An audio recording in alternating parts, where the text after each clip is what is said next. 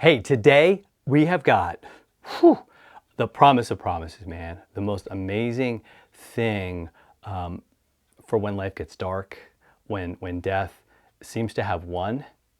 Check this out. Let's go.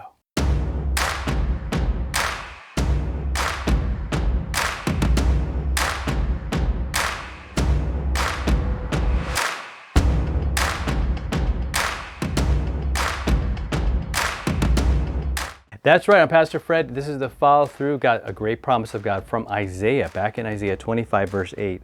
The prophet says this. It says that he's talking about God, and I think ultimately we're talking about Jesus, right? He will swallow up death forever. And the Lord God will wipe away tears from all faces, and the reproach of his people he will take away from all the earth, for the Lord has spoken. You see, the people that Isaiah was writing to, that God was speaking to, had really kind of lost their way.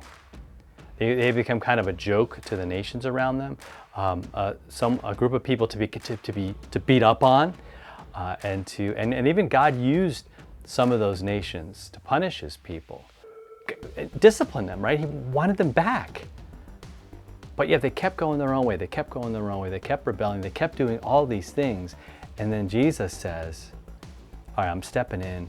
I'm coming down." Right? This was the plan. I think from eternity, like to come and save us. And that's what he did.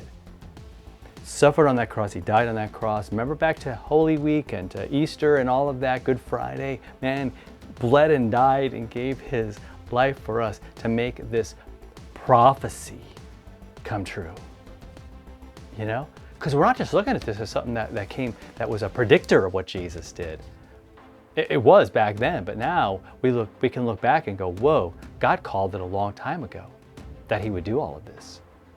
And this connects with things that Paul writes in his letters, things that you see in the book of Revelation about, these visions of heaven and God's glory and his victory and all of that. Look at that. He swallows up death forever. In your worship time today, I want you to just think about maybe just that sentence. Give yourself a few minutes for each of these sentences, maybe. All my tears wiped away. All the reproach.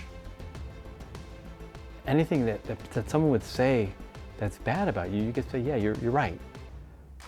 I've been selfish, been arrogant, I've been prideful, but Jesus died for me. But he loved me. He's taken away all that guilt, all that shame. He didn't sweep it under the mat. He doesn't say, oh, it's okay. No, he put it on his son, who bled and died for us. These are the Lord's words.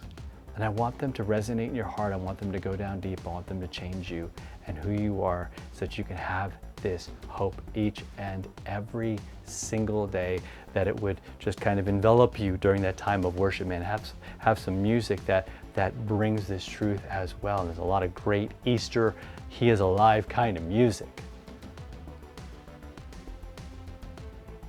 And as you're listening to it, and as you're praying, as you're just taking this in, say, Lord, I thank you that it's for me. Help me to remember and to know that it's for me, that you are for me, and that you love me. Man, I pray that changes everything for you. And so let's lift up all the Lord is doing in our lives so that others might see it and that they might, again, be filled with this peace and this joy that we have, man. I'm hoping that is going to be truth for you and your experience every day. All right, so hit that subscribe button, share it with somebody, and we will be back for one more follow through for this week. We'll see you then.